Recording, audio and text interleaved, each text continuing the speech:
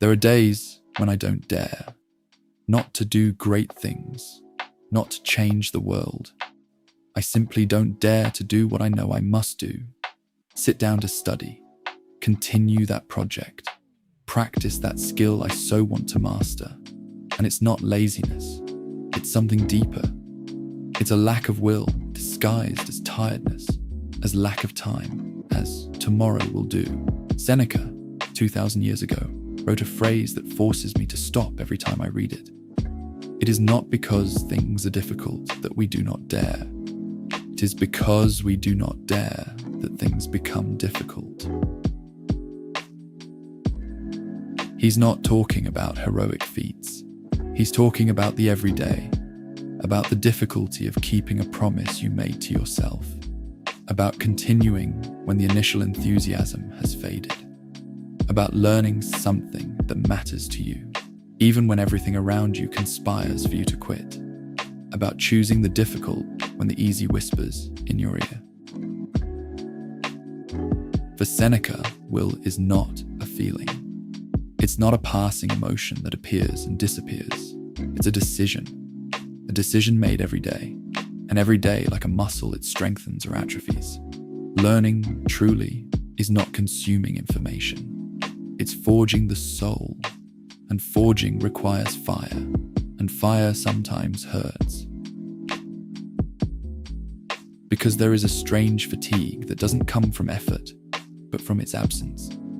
It comes from not having exercised the will, from confusing knowing with transforming, from spending hours consuming without anything really changing.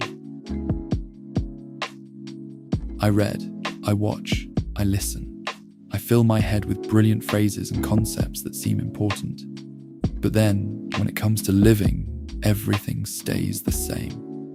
How many books have I started without finishing? How many intentions have vanished before Thursday? How many times have I confused the act of knowing with the act of being?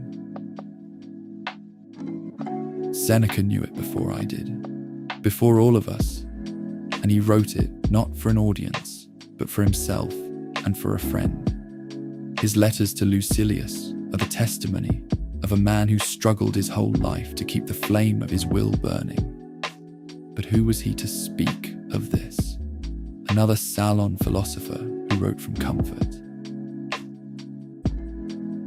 No, his life was a journey through the extremes of human existence. He was exiled to Corsica for 8 years on a false accusation of adultery with Julia Livilla.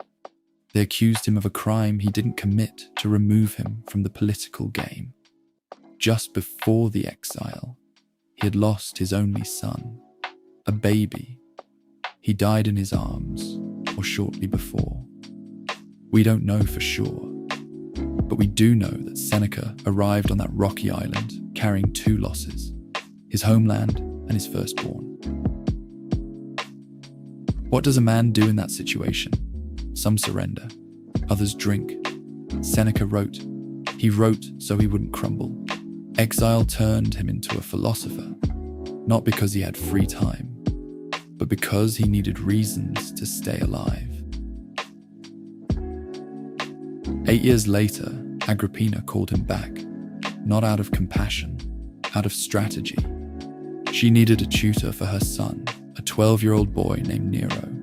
Seneca accepted. He governed the empire from the shadows during the most stable years of Nero's reign. But Nero grew. He killed his own mother. And in the year 65, after the failed conspiracy of Piso, Nero found the excuse he was looking for. He sent a centurion to Seneca's villa with an order: kill yourself. Seneca didn't beg, he didn't negotiate, he didn't curse. He asked for his writing tablets, he cut his veins, he asked for hemlock. Finally, a warm bath.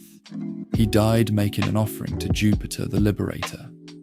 Tacitus, the Roman historian, recorded his last words to his weeping friends.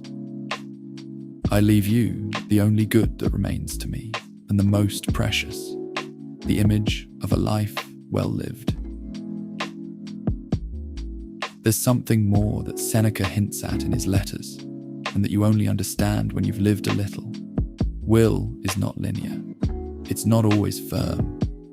There are days when everything flows, and days when everything weighs. There are seasons when discipline seems easy, and seasons when even the simplest thing becomes a mountain. He knew it. That's why he spoke so much about rest, about retreat, about the need to step away to regain strength. Will is not a machine. It's a fire, and fire needs to be fed. It's in silence that will matures, not in the noise of achievements, but in the stillness of those who decide to continue despite everything, alone, without witnesses, without applause. That's where character is forged. Tonight, before you sleep, perhaps you can do something small, something Seneca did almost every night of his life. Sit for a moment and write, not to publish, not for anyone to read it, just for yourself. Ask yourself, what did I learn today that required my will? In what moment did I choose the difficult over the easy? When did I give up unnecessarily? When instead did I continue even though I didn't feel like it? It's not about judging yourself. It's about observing yourself. As he observed himself, as he wrote to himself. It's in that intimate dialogue that will take root, where learning stops being accumulation and becomes transformation. Seneca died 2,000 years ago, but tonight, here, now, his echo can still help you keep the fire burning. Because will is not a gift, it's an anchor, and you decide whether to let it go or hold fast to it. Stay with me in the silence.